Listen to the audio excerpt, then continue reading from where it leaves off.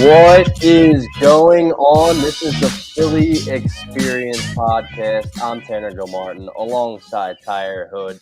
Here we are talking sports once again. T, I missed it. We missed a lot, and I missed talking sports with you. How you been, man? Man, I've been tired as all hell. I don't know what you talking about, man. While you out there living your life and out there in West Virginia, I'm here in Philly with children. So I'm tired, but I'm surviving. I'm surviving because I'm a survivor. That's what I do. That's great. Is this the first time? It is. It is. No word on what she'll be dressed up as, but I'll probably just dress up as an Eagles cheerleader like I had before. So gotta keep her in the colors. You know what I mean? Start with our first topic today. We're gonna get to the Sixers and close out the Phillies chatter for the season a little later. But the Eagles, they escaped Washington.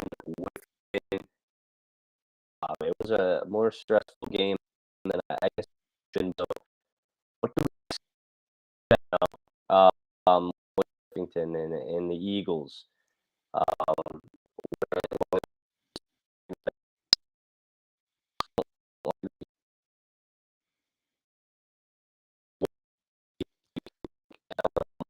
halves, if you want, but just your initial thought. So my initial thought of the game was at first. Well, I'll start with this.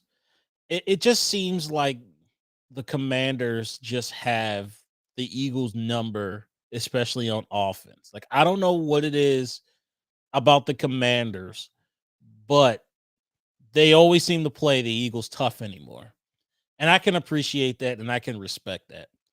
But I don't like how basically the defense made Sam Howell look like the second coming of Joe Montana out there. Like I just and it's I won't say it's more scheme. It's more or less the players. We'll probably get into that a little bit more later. But I do like the resilience of this team overall. I like the fact they were down, and instead of them staying down, they rallied together. They came back, not only came back, but came back with a vengeance and they won. Those are the type of wins that you can build upon. Those are the type of wins that will build character for this team moving forward. Those are the type of wins that when you are in this situation again, you can look back and say, hey man, you know what? We were in this situation before. I know we can succeed again. And it gives me confidence moving forward. Like we discussed before before the season even started, this is the rough patch of this season that we all discussed. We just faced the Miami Dolphins last week. We did Yeah, say the Commanders were going to give us some issues. Next week is Dallas week. Then it's the bye. Then after that, it's the Kansas City Chiefs. Then I think it's Buffalo, and then I think it's the Cowboys again. So like this right here is the rough patch that's going to determine whether or not this team really is the real deal. I think this team is the real deal. I think they proved that against their rival. People want to down the Commanders, but like, look, the Commanders are a respectable team. If it wasn't for the fact that they have some questionable coaching, coming from their head coach, I think this yeah. team would have been a legitimate threat in the NFC East. So kudos to the Commanders, and I think this is a win they can really take and build upon moving forward. Yeah, for sure, and kudos to Sam Howell too. Yes. 39 of 52, 397 passing yards, and 4 touchdowns. That one interception to Reed Blankenship. I mean, you mentioned it already. It's the Eagles make Sam Howell seem like a better quarterback than he is, but he's not a bad quarterback. So kudos to what he did against that the Eagles secondary that's still trying to find their way. I mean, you bring in that key piece, Kevin Byard, to the secondary. Huge pickup by Howie. Some say he's not done, but Dotson, 108 yards, Crowder, 95, McLaurin, he had 63 yards, and Thomas had 44. All of those guys had touchdowns yesterday. And when you look at the beginning of this game, T, I wrote a few things down because I didn't want to forget. Lost in kind of hey, the Eagles won, but going back to that first half of the Eagles game, I mean, where was the defense? There was no coverage, um, and 0 sacks on Hal in that first half. Only 4 rushes in the first half as well. Um, when you talk about Hassan Reddick, Jalen Carter, you got Davis, Brandon Graham, Fletcher In my, Cox, Josh Sweat, all those guys, and for Sam Howell to just have that time in the pocket, throwing for over almost 400 yards the entire game. It's pretty impressive to be Sam Howell and play like that, but it's you look at the Eagles defense and say, come on, how are you going to play against guys like Josh Allen and going down the line, even Dak Prescott too, and that's this upcoming week. It is Dallas week. in my opinion, that sucked. Yeah. Yeah, and that's exactly my thoughts in that first half. But and then Gainwell fumbles in the at the 3 yard line. The tush push, the brotherly shove failure. That was embarrassing because now teams look at that like, hey, that's how we're gonna stop it. The Eagles do have a trick up their sleeve with the brotherly shove sweep. um, they had a few guys fooled, but I guess my concern is the defense. But then you look back at a few other games, like the offense is sleeping, even though you have Jalen Hurts, Devonta Smith, Dallas Goddard, AJ Brown, DeAndre Swift. Sometimes the Eagles just start light in the offense, and then they gotta play catch up or have no mistakes the rest of the game because they kind of put themselves in that position. It's frustrating, especially on offense. And this is just me personally. I may feel like, or I may anger some of our younger crowd, and I may be the boomer in the room, but I'm gonna say it. This offense gets away from them sometimes because I think they get away from the run, and that's the foundation of this offense is that offensive line and that run game and how dominant they can be.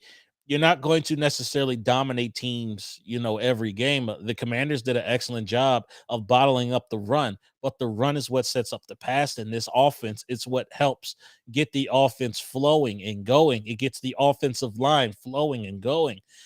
And then if you just become one dimensional, and that's the part where I'm kind of afraid of going forward with this team. I just really hope that this team doesn't become one dimensional and just starts, chucking the ball, all over the field, like we're still in the Andy Reid era.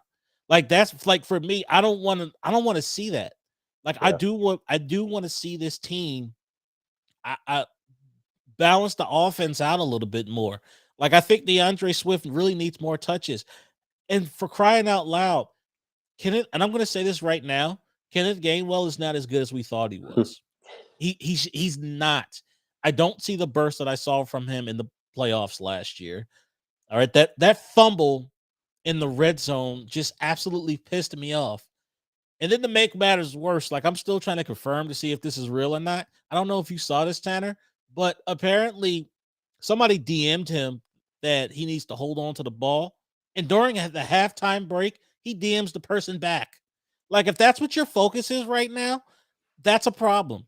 wow. And for me, like that's for a guy that we need in this offense to in order for it to operate. Like for me, that's very frustrating. Now, I will say overall, the offense seems like it's starting to pick it up compared to how they looked in the beginning of the season. Do a new coordinator kind of throw a little bit more difficulty up in there operating under a new offensive coordinator? Yeah, absolutely. Because I think Brian Johnson, honestly, I think he's learning on the job too. And for me, it is frustrating that I have to learn a new offense along with the coach because as a coach, I expect you to come in and automatically, start, come in with coaching experience. And I shouldn't have to rely on you to grow with the job and grow on the fly. But unfortunately, that's the position I'm being put in with Brian Johnson. I mean, he's pretty Yeah, much learning on the fly. And I think that's the main contributor to the struggles on offense. Now, like I said, I will say he's getting better. I mean, I've still got one eye on him, but I will say that he's getting better. And as a result, the offense is getting better as well. So I'm not going to complain too much about the offense anymore. Hell, and I know eventually we're going to get into it. There are some holes on this defense, and I'm going to let you take it over, but there are some Yeah. holes on this defense that definitely needs to be fixed as well. Yeah, concerning, and when you're going into a matchup against a division rival like the Cowboys, huge game, a game before the bye week, you have Jalen Hurts with that knee injury, and I'm thinking here, T, are we more concerned about the Cowboys' offense or the defense heading into this matchup? It's a it's a difficult one because I feel like the Cowboys are really underperforming this year. Hmm. And that's weird for me to say because I'd rather for them to underperform. But there's times where they've underperformed this year when they really were supposed to be dominant. Like the 49ers kicked their asses this year. And I mean absolutely decimated them. Hmm. But then I look at a game like last week where they decimate the Rams. And the Rams are a decent team. From week to week, we don't know what Cowboys team are we going to get. It seems like Yeah. when they go up against those really tough teams, that's when they get smacked up. And they go up when they go up against teams that aren't necessarily can't match their physicality, that's when they're dominant. So I, it's not that I don't have any respect for the Cowboys. It's hard as me for me to say that. But I will say that I really don't fear them on either side of the ball Yeah. because both sides are suffering through injuries. Both sides are making pivotal mistakes. And for on their defensive side, Trayvon Diggs is out. Hmm. Like that's their best corner. Huge, huge. That Yeah.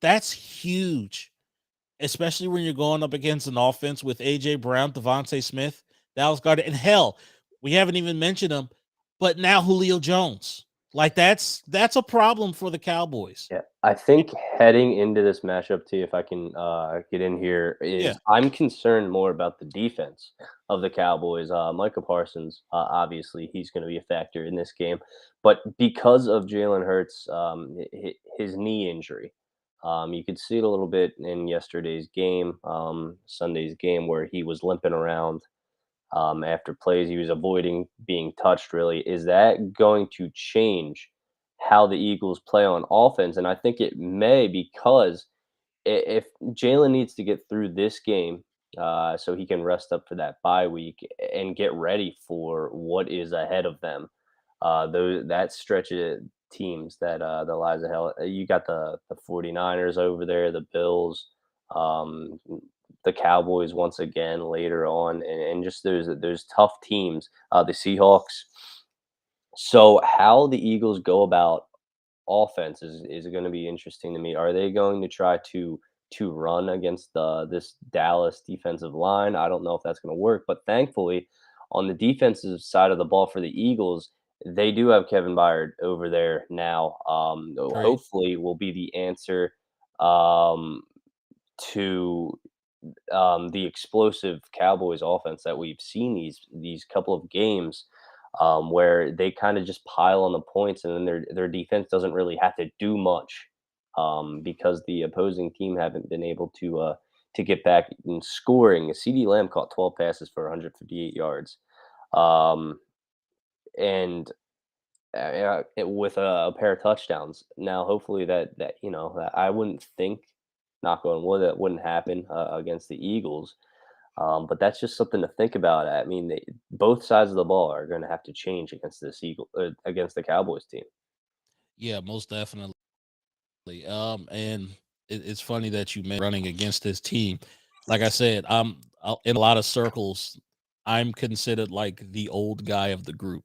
So like when I say when I have certain values and certain things that I just absolutely believe in. One of those things is running with the football, especially when it comes to this team. And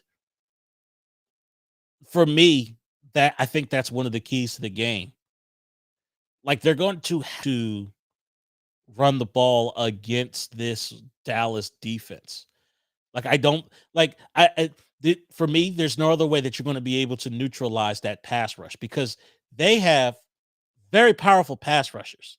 They have guys that if you continue, like if you walk into the Dallas Cowboys game next week with the same game plan that you walked into the game plan with the Commanders, you're gonna get Jalen Hurts killed. You you can't have Jalen Hurts sit back there and take that abuse from DeMarcus Lawrence, Micah Parsons, and Leighton Vander Esch. You just can't do it. It's not conducive to successful football, especially considering, like you said, that knee injury. What they need to do is what they've been doing for the past couple of years, especially considering how good Micah Parsons is. Wherever the hell Micah Parsons is, that's the side that you run to. Force him to play through junk, as I like to call it. Force him to play through all those players. Force him to make a play through all those players. He's shown that he struggles with that. Now the Eagles do a terrific job of bottling up Micah Parsons and really limiting him. But they're going to have to balance this offense out, especially if you want Jalen Hurts to survive going into this bye week, because that's pivotal, like you just said, for these games going forward. You've got to run the football. Yeah. Save Jalen Hurts for this stretch run going forward.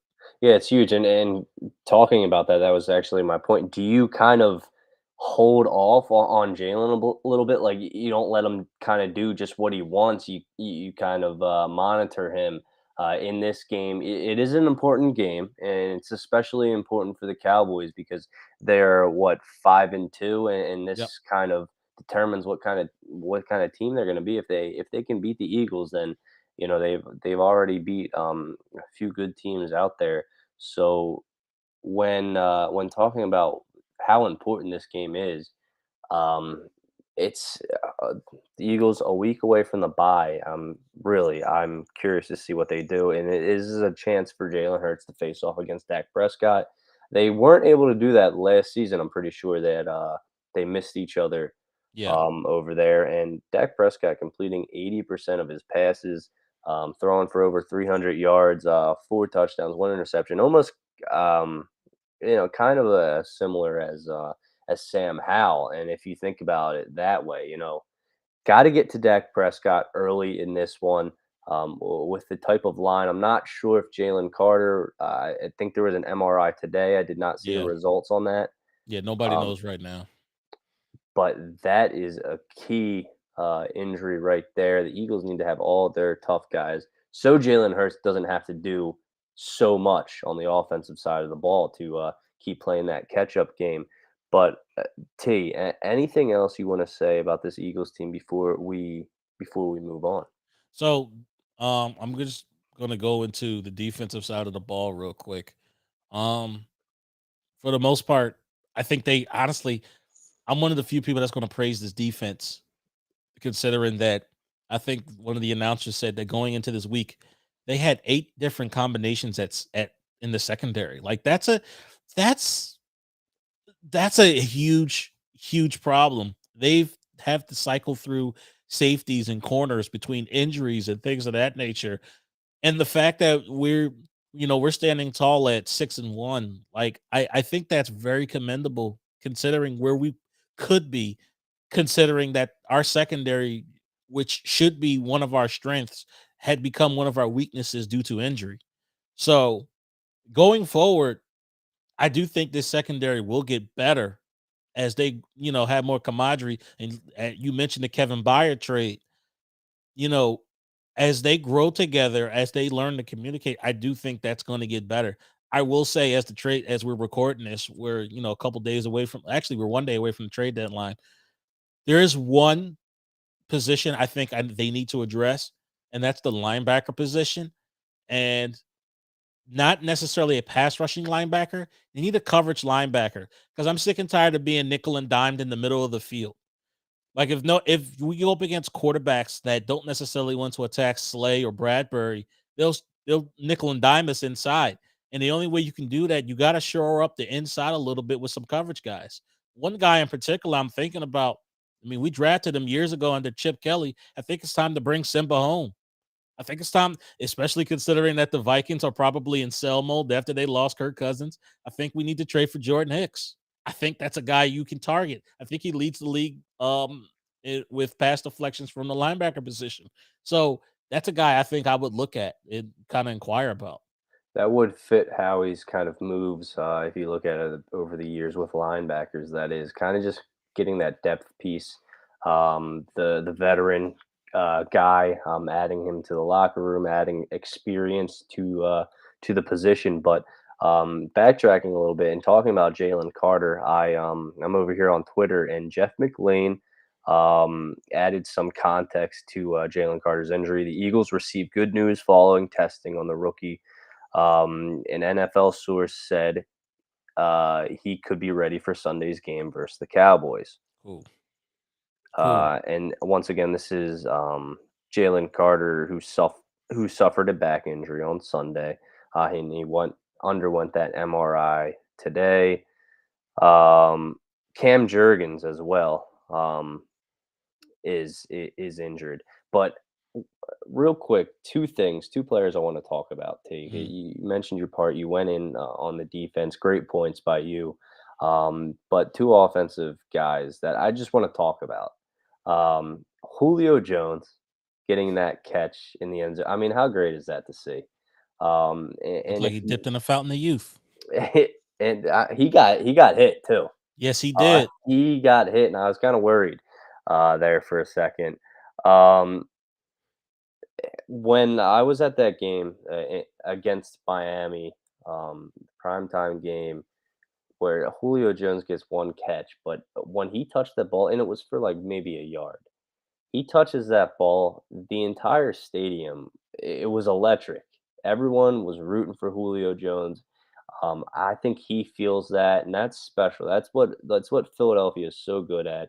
You talk about the baseball with the pumping those guys up, and we'll get to the Phillies in just a second here.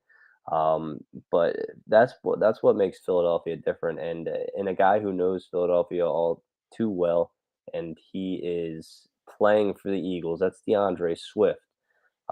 He knows about this rivalry, and he has a chance for this to be one of his best games that he's played. He knows the rivalry, the intensity. He's been a fan of this rivalry his whole life as a fan and as a player, getting to know these guys and just knowing how important this is for the fans. Will he be able to? How will he take that pressure? And I'm curious to see that as well, because when he was asked why he chose number 0, he took a shot at the Cowboys, saying that's how many Super Bowl or championships the Cowboys have gotten since he was born, or something like that. And it's special, and I cannot wait. I have a few coworkers who are Cowboys fans, so Ah, jeez. it just means a little bit more, because you want to have bragging rights. Um, Moving on, I mentioned baseball, T, and I figured Damn. let's get the Phillies out of the way before we talk about another team that is currently playing. The Philadelphia Phillies blew it, T. They blew it. They had 2 games to finish it out to go to the World Series against the Diamondbacks in Philadelphia, and the first game they blew, Aaron Nola was on the mound. The second game, it was Ranger Suarez, and that was a game where the Phillies didn't have as many chances, but when Bryce Harper walks up to the plate and there's 2 guys on base, there's 2 outs, he gets just under that ball just a little bit, T. I thought when he hit that, I thought that there was a chance, but that was the only chance I saw the Phillies had to win that game. The bats went cold in those final 2 games. I mean, Castellanos was absolutely electric. They were planning to build a statue of him in Philadelphia. That's just what it seemed like. His son is adorable. We love seeing that energy from him over there. But then just silence. Alec Boehm finally showed up that last game, and I guess we're supposed to say, hey, he tried his best. But these guys, they had the chance to win the World Series. Yep. To win the World Series. I understand the Rangers, they're doing good. They got some dogs on that team, but I really felt like this was the Phillies' year. I didn't want to talk about it too much with before it happened. I'm superstitious like that, but it really did hurt so much. The Phillies had a chance to go back to the World Series. You think about the legacy of these guys like Kyle Schwarber, he's already won. I get that, but But Bryce Harper, Trey Turner's already won, but to win in Philadelphia in his first season, the amount of money we're giving Trey Turner, he finally picked it up when it mattered a little bit. But I would have liked to see a little bit more participation from him in the playoffs. But Bryce Harper is a guy who absolutely and I don't want to be mad at Bryce Harper. I was mad at him for not hitting any home runs, which is kind of ridiculous. The guy, he's not going to hit a home run every game, but I'm not mad at him anymore because I remember how hype it was. I mean, he was raking the ball. He is the top athlete in Philadelphia, in my opinion, right now. I love Jalen Hurts, huge Jalen Hurts fan, huge Joel Embiid fan, but I believe Bryce Harper just gets it more. So, I don't know. I don't know how much you felt down there in West Virginia where you are, but before this series even started, people were already clamoring and saying, "Oh, this is easy. The series is over. Phillies in 4." Mhm. People were overlooking the Arizona Diamondbacks, and I just sat there and I'm like, "You don't get to the NLCS for nothing." And I think for me personally, what stands out, it's not a play, but it's a player that said something during an interview. Garrett Stubbs, and I don't know if you've heard this, but Garrett Stubbs said in an interview that, and I think this was after they went up 2-0 and they were going out to Arizona. And I think Garrett Stubbs said something along the lines of, "Hey man, if we win it out there in Arizona, the entire team is going to go into the pool out there in Arizona Diamondback Stadium." And I think from then on, I think something clicked in the Diamondbacks. It was like, wait a minute, what are you gonna do in our home turf? You're talking like this is over? I feel like Yeah, this team got way too arrogant and cocky, too just like the cocky, fan base did. And lazy too. yes, and also, and I've said this for a long time about the Phillies, they're a well-built team. They can hit. But the problem is, if they're not hitting home runs, they're not winning games. They are so built on the home run that they don't know how to play the small ball. And that's where the difference between the Arizona Diamondbacks and the Phillies were. The Arizona Diamondbacks don't have power hitters, but we do. We know how to hit dingers out of the park. We don't know how to play small ball. The biggest complaint I had throughout that entire series was the fact that we just continue to leave runners on base inning after inning after inning, leaving guys on base, leaving potential points on base, not bringing them home. That's a problem. And that's very disappointing coming from a team that's supposed to hit home runs. Yeah, And not only that, but game 7, I can tell that they were so much under pressure. They were hacking and swinging at every damn thing that came across that plate, regardless if it was in the zone or out. Those guys swung so undisciplined. I don't know who the batting coach is for the Phillies, but that guy needs to. I don't know if he talked to those guys because game 6 they did it too. And I'm thinking to myself, there's no way in hell game 7 you come into this game still swinging for the fences, and they did. That's disappointing to me, considering that we're supposed to be one of the best hitting teams in baseball, but we played so undisciplined, and it wasn't like us. It just seemed like the pressure got too big for the entire team. They backed themselves into a corner and the pressure was too much. You got too cocky and too arrogant too early. yeah. And this is the result. Now not only did you not win the game, now you're not going back to the World Series. And the crazy part is, like, they're going up against the Rangers. They would have went up against the Rangers. They could have smoked the Rangers. And I think that's the most disappointing part. The viewership for this World Series has been the lowest, and that's because of just this matchup. And I don't want to credit Philadelphia with that they're the ones always watching the World Series, but it just I don't know what would happen. We'll never know. what would have happened. We don't know if they would have maybe chose the World Series to get cold again, or if that game 7 win would have powered them through. It just did not seem like there was enough emotion in Nope. this series, T. I mean, you talk about what Garrett Stubbs said, and I'm not exactly sure if that's true or not, but it just seemed like the Diamondbacks were watching their words. They the one thing that they did do is they mocked the fanatic, and maybe that could have been used as a little bit of motivation, especially for Bryce Harper. He hit a home run the game after that, so and I called that too. I should have put money on it. I knew Bryce was going to hit a home run after they were making fun of the fanatic. I mean, that's his dude. Um, but yeah, and the Phillies hitting coach Kevin Long is known and regarded as one of the best out there. So and the guys he has, I mean, it's not really, he's not coaching guys that can't hit home runs. He's got Bryce Harper, Kyle Schwarber, Trey Turner, guys like that that'll get it over the fence. Castellanos for sure. And it's a shame thinking about these guys are now going to be another year older. They're going to have to start all this over again. They became the enemy that we usually root against. It's really disappointing, especially when you look at, if the Phillies go to the World Series, Reese Hoskins can come back, and I don't know what kind of difference he would have made, but that would have been another guy to put out there. He seems like he's been working out. But yeah, it really is tough.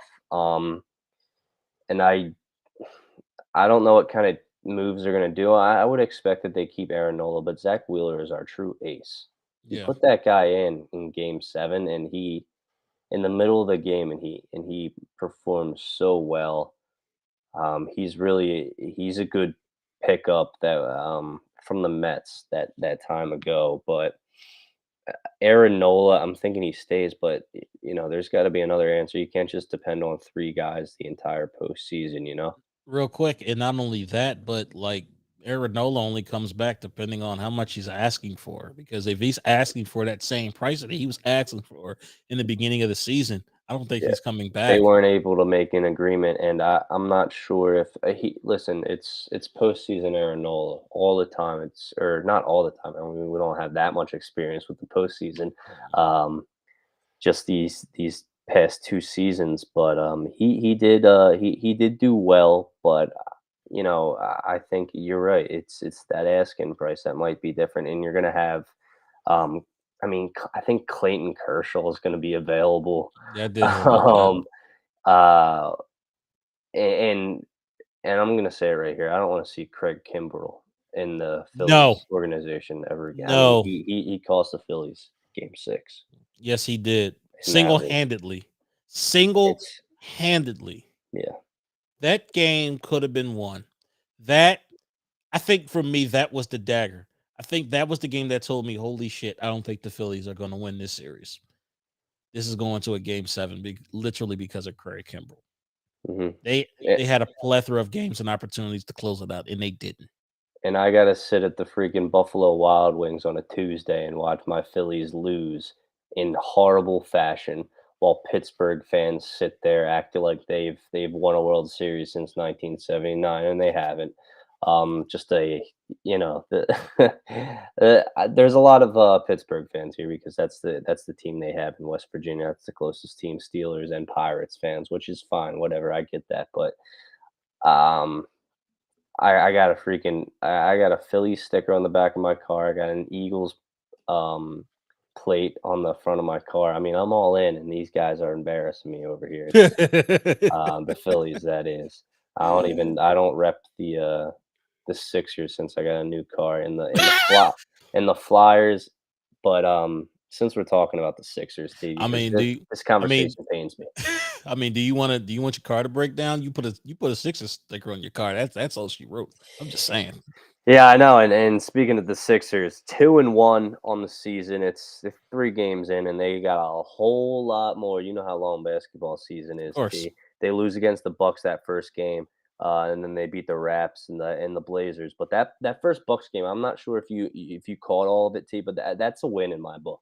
I know it doesn't say that in the record and everything, but the calls at the end of the game hurt me. Hurt me inside, T, because they do not call a travel on Giannis. He gets the rebound, dishes it out. The Dame hits a three. And then that kind of starts their scoring front for a bit. They needed Damian Lillard to get 39 points to beat a Sixers team that did not have James Harden. That is impressive to me for the Sixers, that is. I felt great after watching that game. Just that they lost, it didn't feel that great. But Embiid, 24 points, Maxey, 31, and Kelly Oubre, 27 points. Kelly Oubre, great pickup in the offseason. I'm just going to run through this real quick and get your input after this. But the Raps, they beat 114-107, Embiid 34, Maxey 34. They combined for 68 points. And Kelly Oubre with 18 that last game yesterday. Embiid 35, Harris 24, Maxey 26. T, I'm going to leave you with this question before you go. Think about how great would the Sixers be if James Harden was playing? Honestly, I'm actually thinking about the opposite, Tanner. I'm thinking about right now how this team looks without James Harden, and that makes James Harden even more expendable. I mean, like you said, that Bucks game, we only lost by 1 point, and it took Damian Lillard to have a spectacular game in order for them to beat us. So just imagine if we traded away even if we traded James Harden away just for some bench pieces. Think about how much more bolstered that bench would be outside of just Kelly Oubre for coming off the bench. Like, that's incredible. Not only that, but I also think about the fact that while James Harden is here, I feel like that hinders the growth of Tyrese Maxey. I mean, it's one thing when he wasn't ready to be that guy, to be that point guard, to be that guy that brings the ball up and scores when necessary. Yeah. But through 3 games, and I know this is early, but I think he's proven time and time again, even shades last year when James Harden didn't play some games, like, he can lead this offense. The pick and roll between him and Embiid is absolutely beautiful. And I think that's a winning formula that you can win with going forward. I think at this point, you just need to cut your ties with James Harden. We're not going to get top compensation back for him. And at this point, with the way the team is treating him, with the things that he said in the media, I don't think he's going to play for the Sixers ever. I Yeah. don't. I He's don't see. pretending he wants to. Right, he's pretending that he wants to, but at the same time, like, he's not going to. Like, we all know how this is going to play out. At this point, cut your losses. You're not going to get an R-star back, and if you think you are, you're delusional. Yeah, Get what you can. this has something to do with pride, for Daryl Morey, definitely. I'm not saying it's his fault. I mean, James Harden goes to China and says that he'll never play for Daryl Morey. Daryl Morey's a liar, and whether that's true or not, I mean, you have Embiid, Maxey, Tobias on your team. They didn't, and this is the point of, I believe it was Stephen A. Smith that said that, but they didn't lie to you. No, they didn't. You're letting them down too. This situation, it's not, we could have predicted this if we're being honest with ourselves. T, it's unfortunate that it happened. It did sound like James Harden wanted to end his career here in Philadelphia. He wanted to go to Philadelphia, and he ended up in Brooklyn, before the Sixers. But you get Ben Simmons out of town. That's what the trade worked as well. But I think that this might be. I said I didn't want to put it all on Daryl Morey, and it's certainly not all on him, but I think it started with Daryl Morey, telling Harden that something else was going to happen. And Harden seemed like he put his belief in him with that contract. You look at that. Um, but it is James Harden who's making it difficult. He's being a baby like he does.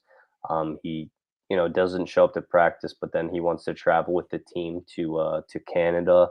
They don't let him on, but it sounds like they wanted him to train and be ready for when the Sixers did come back, to Uh, to and not Philadelphia. and not only that, but also, like, J- Daryl Morey is kind of being smart about this because, like, who in their right mind would pay James Harden with the way he played last year, especially towards the end of the playoffs? He wants to still get paid like he's that guy. Like Yeah, he's that guy that earned that top 75 NBA all-time player. He's not that guy anymore.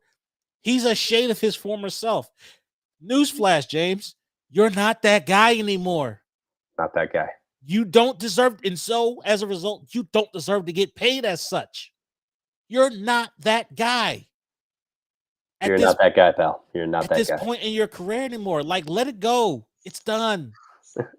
Yeah, and I mean, if you gotta send James Harden with like a PJ Tucker or a Furkan Korkmaz, I mean, do it. At this PJ point, Tucker, he might just get 3 points all season. PJ Tucker don't turn it on until the playoffs. You got Tobias Harris, Daniel House, Kelly Oubre, Paul Reed.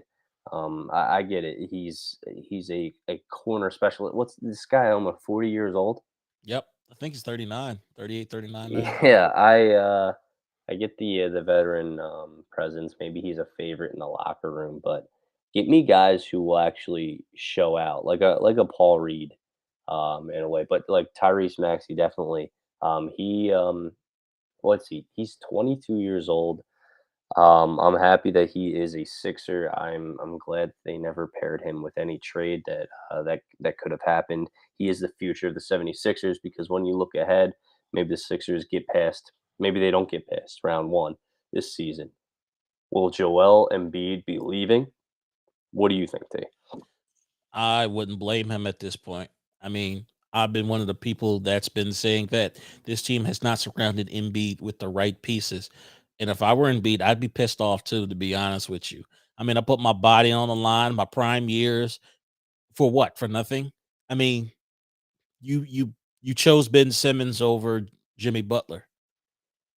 Um, you've failed year after year after year to give me a bench that can help me out. You failed to put the right pieces around me when we had a plethora of opportunities to put the right pieces around me and you didn't. I don't blame Joel Embiid not one bit if after this season he wants to go. I really don't. It'll be a shame. Be It'll be a shame, but I understand. I really do. I mean, how how can you ask your superstar year after year to put his body on the line, which we know is very fragile, which we know it's not going to last very long anymore. So like how much longer can we continue to ask this man to put in years on his team and this team's not investing back into him? Yeah, and with his absence, that takes a hit to the season tickets, to fan attendance, to the city losing, a guy like Joel Embiid. I'm not saying Tyrese Maxey can't be the face of the Sixers. It just seems like he could be that fan favorite in mostly any city. Joel Embiid is represents that blue collar, that hard worker, that in your face trash talking guy that Philadelphia loves. And it'll hurt me, but if you think about it, Joel Embiid only started his putting the body in the position for the team when he started going on a diet, when he stopped eating those spicy Chick-fil-A sandwiches, like 8 of them on the team plane. He only just started being a team leader in terms of that, maybe like what, 4 years ago. Yeah. Um, and he's the MVP. He is a great player. A lot of people don't like him because he forces his way to the free throw line. That's a strategy in basketball. And when you look at how James Harden played, withdrawing fouls his entire career, then they changed the rules, and he's like who he is now. That just shows the different strategies of players and how different that makes the NBA. But I like this team, and I promised myself I wouldn't get invested in the 76ers until later in the season. But damn it, T, the Phillies aren't playing anymore. They should be. I should still be watching the Phillies, but I'm tuning into the Sixers, man. Every now and then, I'm gonna watch a game. I'll be at the bar and watch a game. They are going to hurt my feelings. They're going to hurt my soul, and they're going to crush it. I know it, and everyone else knows it too. And Eastern Conference, you got the Celtics, the Bucks, but this team can be a three.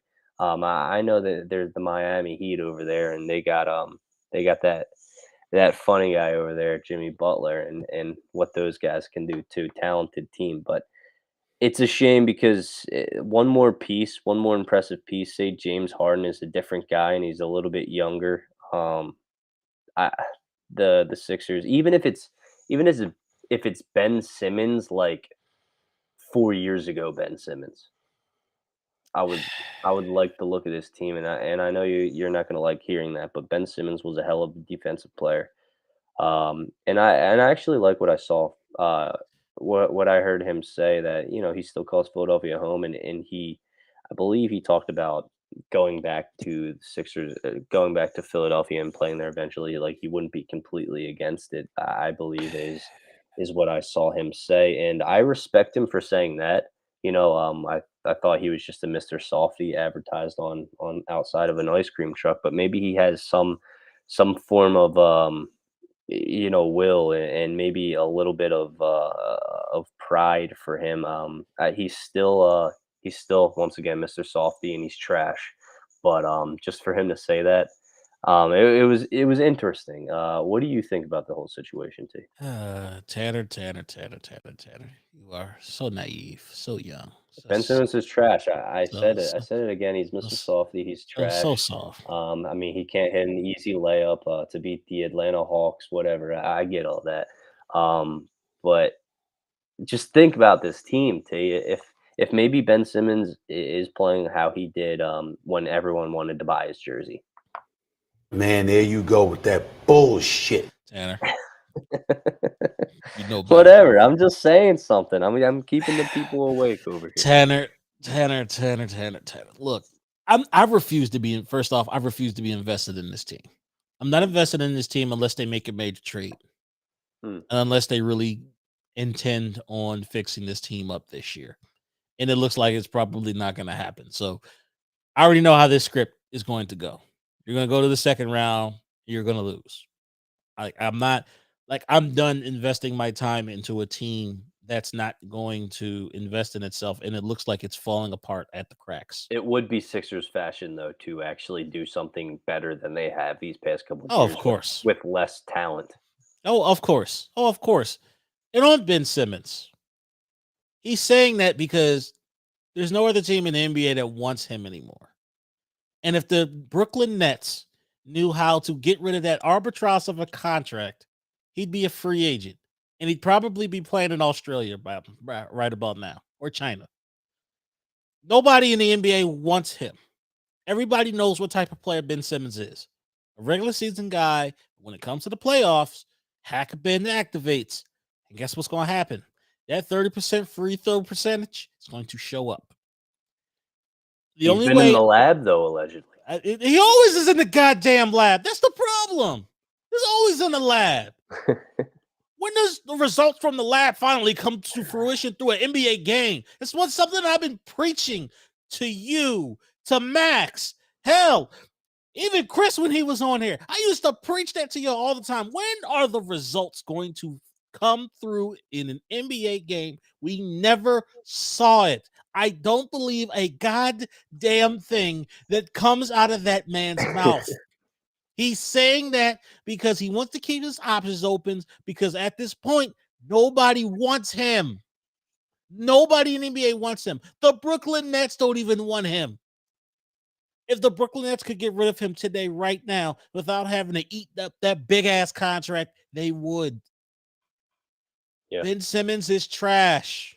Someone the complete opposite of Ben Simmons, and I'll let you get back to your Ben Simmons hate in a second. But I mean, adding Pat Bev to the team. I know he's a dinosaur, and I get all that, but the dude just has so much energy. Getting ejected from a playoff game, and speak of speak of the devil here, he was trash talking Ben Simmons so much he got thrown out, and that's because Ben Simmons was trash talking one of the Sixers rookies. I believe it was the center.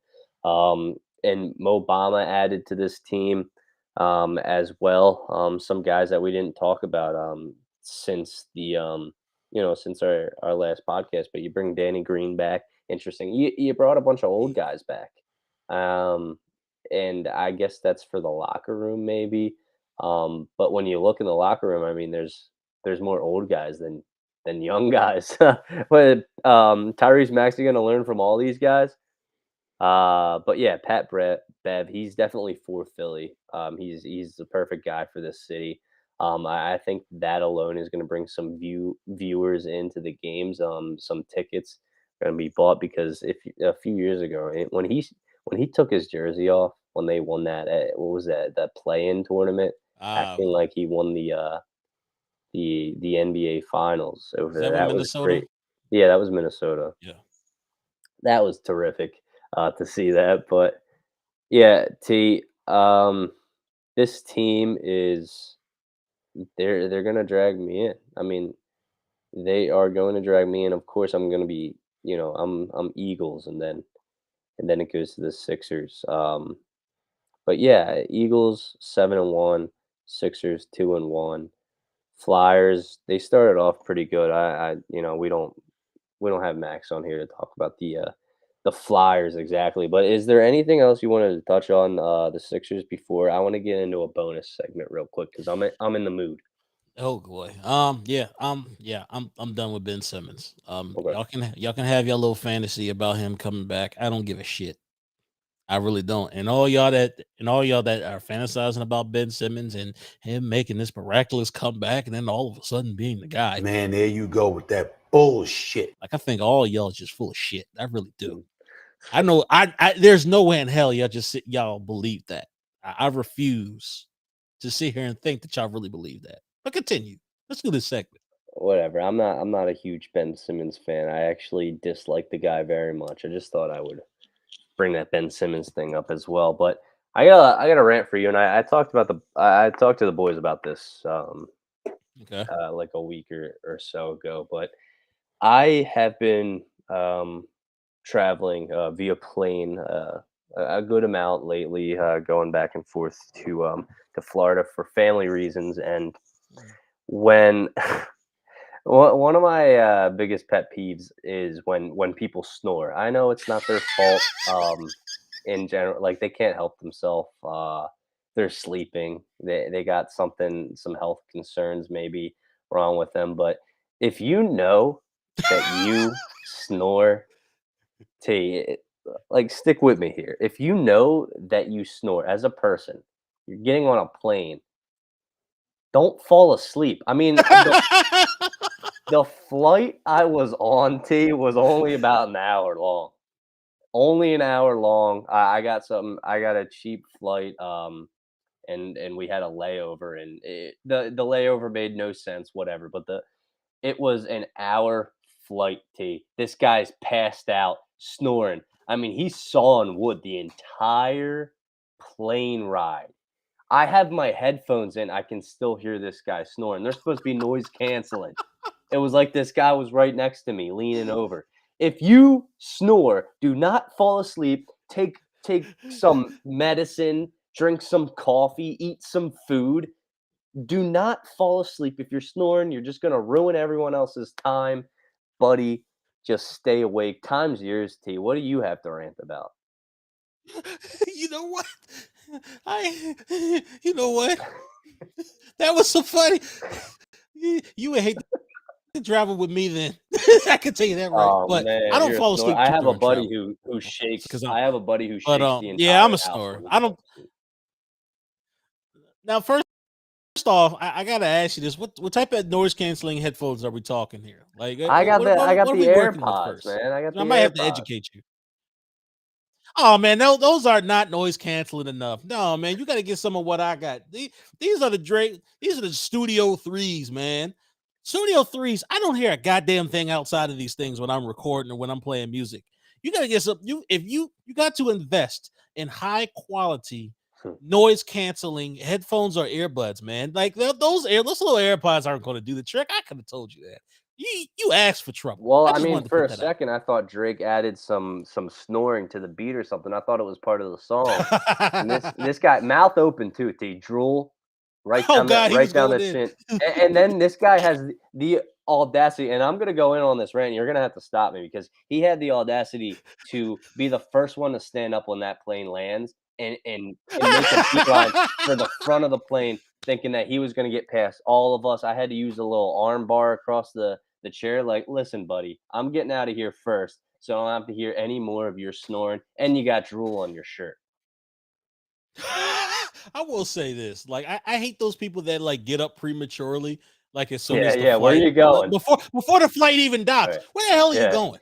Where You're the hell gonna are you jump going? But over I all of digress. us? It's crazy. People are crazy, T. You know, I do have a rant, and I'm gonna be real short with Oh, yeah. this. And it's really minor. It kind of is minor because I don't ever expect it to happen. Micah Parsons went on his podcast apparently and was like trying to recruit Dallas Cowboys fans to take over Lincoln Financial Field. Let me tell you something right now, Micah Parsons. You on bullshit.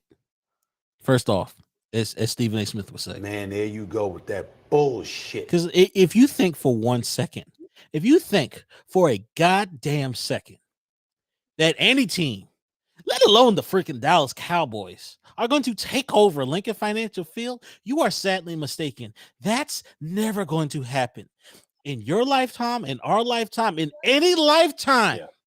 That's not going to happen. The hell would you suggest that for? For what reason? It's not going to happen. Yeah. Nice try. You know the worst kind of people though are Cowboys fans who are from Philadelphia, T. And you know there's a bunch of them. Yeah, I We've know. met so many of those kind of people, and you know they'll be making their way to the link. But Dallas or Micah Parsons is he's a certified Eagles fan. I mean he grew up an Eagles Pretty fan. much. The way that well I think that's true. He was an Eagles fan, or his family rooted for the Eagles. Went to Penn State. So he was definitely around a bunch of Eagles fans as he went through college. But he also said the Eagles have no weaknesses. I don't know what this guy's play is, but if I have Jalen Carter saying he's a huge like if he likes the Cowboys, they got a good team, stuff like that. I don't know how I would feel about that. I don't like it. I throw up in my mouth. That's what I would do. Yeah, That's yeah. disgusting. I don't want to hear no bullshit like that. All right, T. Let's close it out. Eagles are 7-1. They're playing the Dallas Cowboys. Big rivalry game. Dak Prescott laughed about it in his post game little interview he had on the field. Seemed like he was preparing for it, and he said that it's always it's a fight every time that they play. He knows the rivalry. I know Jalen knows the rivalry. DeAndre Swift, we talked about that. Though these young guys, they are in for a treat because it is going to be electric at the link. Unfortunately, I will not be able to go there, but I will be there for hopefully the 49ers matchup. I had to go there for that Kelly Green game, T, but Oh, of I don't know course. how much driving I have in me. I'm going to try to catch a Mountaineers game on Saturday against BYU. Hopefully, they can get that win and secure a bowl game spot. But T, let's wrap it up. All right, let's see if I remember how to do this. If you guys missed any of this episode, you can always go to philly-experience.simplecast.com. Available on all major downloadable platforms. And look here. All y'all Cowboys fans are delusional if you think you're taking over my stadium. Y'all crazy as hell. I got Don't do something that. for 'em. Yeah. Go Birds! And let the trash talking commence because I'm starting my trash talk tomorrow.